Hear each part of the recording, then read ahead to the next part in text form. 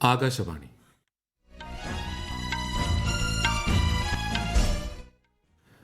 നമസ്കാരം. വാർത്തകൾ വായിക്കുന്നത് സുധിൻ സേനുദ്ദീൻ.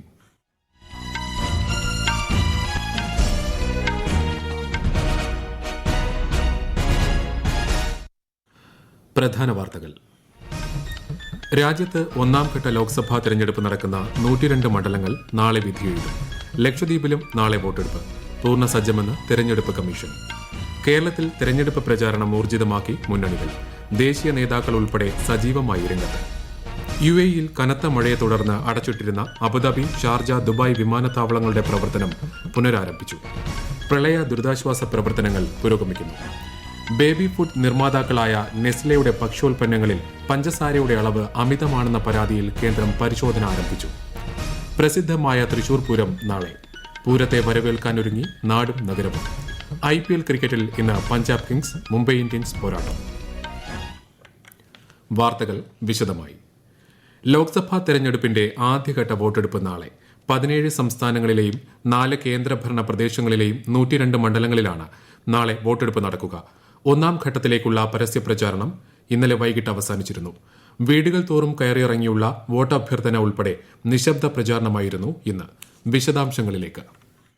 39 മണ്ഡലങ്ങളുള്ള തമിഴ്നാട്ടിലും ലക്ഷദ്വീപ്, പുതുച്ചേരി, ആൻഡമാൻ നിക്കോബർ, ഉത്തരാഖണ്ഡ്, അരുണാചൽ പ്രദേശ്, മേഘാലയ, മിസോറാം, നാഗാലാന്റ്, സിക്കിം എന്നിവിടങ്ങളിലും നാളെ ഒറ്റഘട്ടമായി ലോക്സഭാ തെരഞ്ഞെടുപ്പിന്റെ വോട്ടെടുപ്പ് പൂർത്തിയാവും. രാജസ്ഥാനിലെ 12 മണ്ഡലങ്ങളിലും ഉത്തർപ്രദേശിലെ 8ഉം മധ്യപ്രദേശിലെ 6ഉം അസം, മഹാരാഷ്ട്ര സംസ്ഥാനങ്ങളിലെ 5 വീതം സീറ്റുകളിലും ബീഹാറിൽ 4ഉം പശ്ചിമബംഗാളിൽ 3ഉം മണിപ്പൂരിൽ 2ഉം ഛത്തീസ്ഗഡിലെയും ത്രിപുരയിലെയും ജമ്മുകശ്മീരിലെയും ഓരോ സീറ്റിലും സമ്മതിദായകർ നാളെ വിധിയെഴുതും. അരുണാചൽ പ്രദേശ്, സിക്കിം നിയമസഭാ സീറ്റുകളിലേക്കുള്ള തിരഞ്ഞെടുപ്പും നാളെ നടക്കും. കേന്ദ്രമന്ത്രിമാരായ ജിതേന്ദ്ര സിംഗ്, നിതിൻ ഗഡ്കരി, കിരൺ റിജിജു, ഭൂപേന്ദർ യാദവ്, അർജുൻ റാം മേഘ്വാൾ, എൽ മുരുകൻ, മുൻ തെലങ്കാന ഗവർണർ തമിഴിസൈ സൌന്ദരരാജൻ, ത്രിപുര മുൻ മുഖ്യമന്ത്രി ബിപ്ലബ് കുമാർ ദേബ്, മുൻ ഉത്തരാഖണ്ഡ് മുഖ്യമന്ത്രി ത്രിവേന്ദ്ര സിംഗ് റാവത്ത്, തമിഴ്നാട് മുൻ മുഖ്യമന്ത്രി ഒ പനീർസെൽവം, കോൺഗ്രസ് നേതാക്കളായ കാർത്തി ചിദംബരം, മാണിക്യം ടാഗോർ, നകുൽനാഥ്, BJP നേതാവ് പൊൻ രാധാകൃഷ്ണൻ, പാർട്ടിയുടെ തമിഴ്നാട് അധ്യക്ഷൻ കെ അണ്ണാമലൈ, DMK നേതാക്കളായ ദയാനിധിമാരൻ, കനിമൊഴി കരുണാനിധി, CPM നേതാവ് അമ്ര റാം തുടങ്ങിയവർ നാളെ ജനവിധി തേടുന്ന പ്രമുഖരിൽ ഉൾപ്പെടുന്നു. News desk, Akashvani. ഒരു ലോക്സഭാ മണ്ഡലം മാത്രമുള്ള ലക്ഷദ്വീപിൽ വോട്ടെടുപ്പ് നാളെ നടക്കും. നിശബ്ദ പ്രചാരണം ദ്വീപുകളിൽ തുടരുകയാണ്. തിരഞ്ഞെടുപ്പ് തീയതി പ്രഖ്യാപനത്തിന് വളരെ മുൻപ് തന്നെ പ്രബല പാർട്ടികളായ NCP ശരത് പവാർ പക്ഷ പാർട്ടി സ്ഥാനാർത്ഥി മുഹമ്മദ് ഫൈസലിന്റെയും കോൺഗ്രസ് സ്ഥാനാർത്ഥിയായ ഹംദുള്ള സീദിന്റെയും പ്രചാരണ പരിപാടികൾ ദ്വീപുകളിൽ ആരംഭിച്ചിരുന്നു. തുടർന്ന് NCP അജിത് പവാർ പക്ഷ സ്ഥാനാർത്ഥി TP യൂസഫും സ്വതന്ത്ര സ്ഥാനാർത്ഥി K കോയയും പ്രചാരണ രംഗത്ത് സജീവമായി. ആദ്യഘട്ട ലോക്സഭാ തെരഞ്ഞെടുപ്പ് നടക്കുന്ന നാളെ വോട്ടെടുപ്പ് രാവിലെ 7 മണിക്ക് ആരംഭിക്കും. വൈകിട്ട് 6 മണിക്ക് പോളിംഗ് അവസാനിക്കും. സമാധാനപരമായ വോട്ടെടുപ്പിനായി പോളിംഗ് സ്റ്റേഷനുകളിൽ കേന്ദ്രസേനയെ ഉൾപ്പെടെ വിന്യസിച്ച് സുരക്ഷ ശക്തമാക്കിയിട്ടുണ്ട്. മുഖ്യ തെരഞ്ഞെടുപ്പ് കമ്മീഷണർ രാജീവ് കുമാർ, കമ്മീഷൻ അംഗങ്ങളായ ഗ്യാനേഷ് കുമാർ, സുഖ്ബീർ സിംഗ് സന്ധു എന്നിവർ പൊതു തെരഞ്ഞെടുപ്പിന്റെ ഒന്നാം ഘട്ടം സുഗമമായി നടത്തുന്നതിനുള്ള അവസാനവട്ട ഒരുക്കങ്ങൾ വിലയിരുത്തി. 16.63 കോടി സമ്മതിദായകരാണ് ഒന്നാം ഘട്ടത്തിൽ വോട്ട് ചെയ്യാൻ അർഹരായിട്ടുള്ളത്. 18 ലക്ഷത്തിലധികം പോളിംഗ് ഉദ്യോഗസ്ഥരെയാണ് വോട്ടെടുപ്പ് നടത്തിപ്പിനായി നിയോഗിച്ചിട്ടുള്ളത്. 134 സ്ത്രീകൾ ഉൾപ്പെടെ 1625 സ്ഥാനാർത്ഥികൾ നാളെ ജനവിധി തേടുന്നുണ്ട്. നാലാം ഘട്ട ലോക്സഭാ തെരഞ്ഞെടുപ്പിനുള്ള വിജ്ഞാപനം തെരഞ്ഞെടുപ്പ് കമ്മീഷൻ പുറപ്പെടുവിച്ചു. 9 സംസ്ഥാനങ്ങളിലെയും ജമ്മു കാശ്മീരിലെയും 96 മണ്ഡലങ്ങളിലാണ് നാലാം ഘട്ടത്തിൽ തിരഞ്ഞെടുപ്പ് നടക്കുന്നത്. നാമനിർദ്ദേശ പത്രികകൾ ഈ മാസം 25 വരെ സമർപ്പിക്കാം. 26-നാണ് സൂക്ഷ്മ പരിശോധന. ഏപ്രിൽ 29 വരെ പത്രികകൾ പിൻവലിക്കാൻ അവസരമുണ്ട്. മെയ് 13-നാണ് വോട്ടെടുപ്പ്. എല്ലാ ദക്ഷിണേന്ത്യൻ സംസ്ഥാനങ്ങളിലെയും വോട്ടെടുപ്പ് നാലാം ഘട്ടത്തോടെ പൂർത്തിയാകും. ആന്ധ്രാപ്രദേശ്, ഒഡീഷ നിയമസഭാ തെരഞ്ഞെടുപ്പുകളുടെ വിജ്ഞാപനവും ഇതോടൊപ്പം പുറപ്പെടുവിച്ചു. ആന്ധ്രാപ്രദേശിൽ 175 നിയമസഭാ നിയോജക മണ്ഡലങ്ങളിലേക്കുള്ള വോട്ടെടുപ്പാണ് അടുത്ത മാസം 13-ന് നടക്കുന്നത്. സംസ്ഥാനത്തെ 25 ലോക്സഭാ സീറ്റുകളിലേക്കുള്ള വോട്ടെടുപ്പും അന്നേ ദിവസം തന്നെ നടക്കും. ഈ മാസം 25 വരെ നാമനിർദ്ദേശ പത്രിക സമർപ്പിക്കാം. ഏപ്രിൽ 29-ആണ് പത്രിക പിൻവലിക്കാനുള്ള അവസാന തീയതി. YSR Congress party, Telugu Desam party, BJP എന്നിവയുടെ നിരവധി സ്ഥാനാർത്ഥികൾ ഇതിനോടകം പത്രിക സമർപ്പിച്ചിട്ടുണ്ട്. വോട്ട് നൽകിയില്ലെങ്കിലും മകനായ അനിലിനെ അനുഗ്രഹിക്കണമെന്ന് AK ആന്റണിയോട് കേന്ദ്ര പ്രതിരോധ മന്ത്രി രാജ്നാഥ് സിംഗ്. പത്തനംതിട്ടയിലെ NDA സ്ഥാനാർത്ഥി അനിൽ ആന്റണിയുടെ തെരഞ്ഞെടുപ്പ് പ്രചാരണത്തിൽ സംസാരിക്കുകയായിരുന്നു അദ്ദേഹം.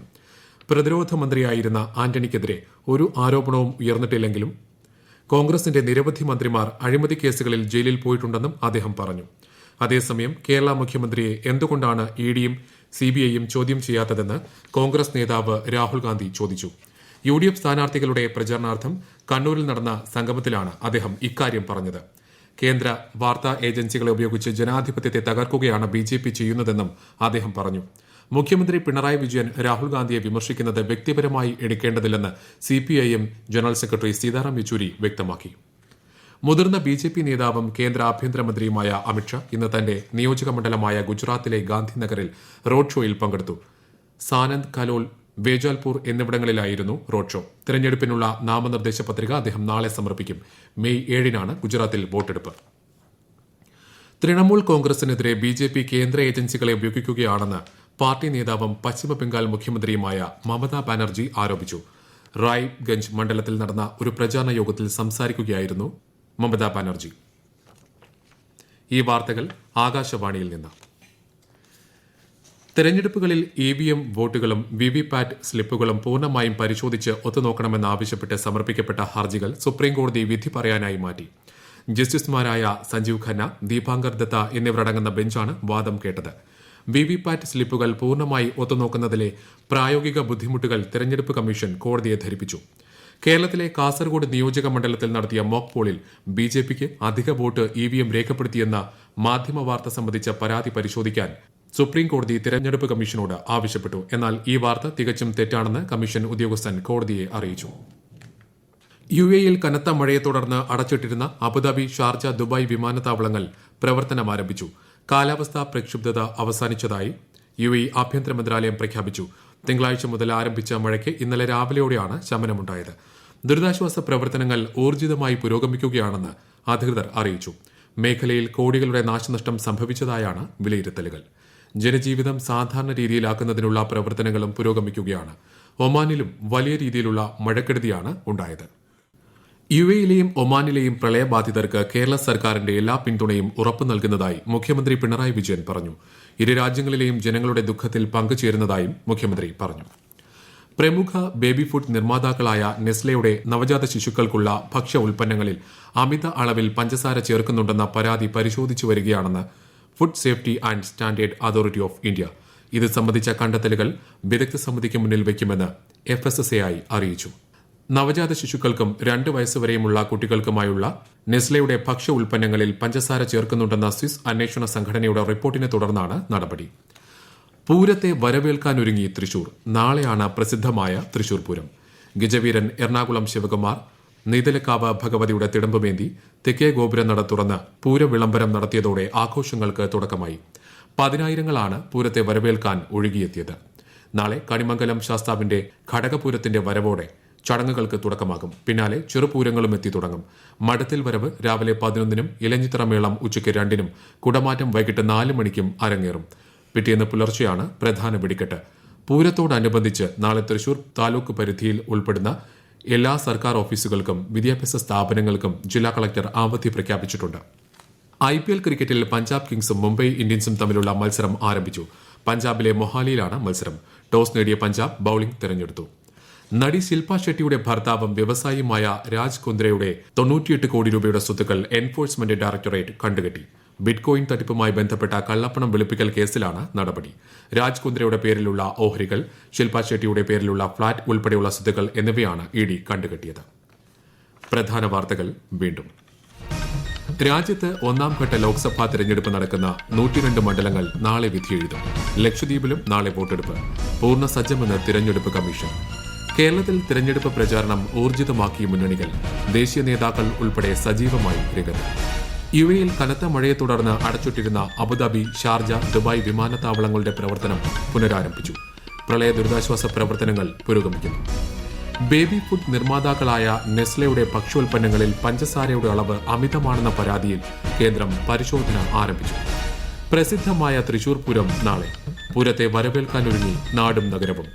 IPL ക്രിക്കറ്റിൽ ഇന്ന് പഞ്ചാബ് കിങ്സ് മുംബൈ ഇന്ത്യൻസ് പോരാട്ടം. വാർത്തകൾ കഴിഞ്ഞു. അടുത്ത വാർത്താ പ്രക്ഷേപണം രാത്രി 8:35-ന്.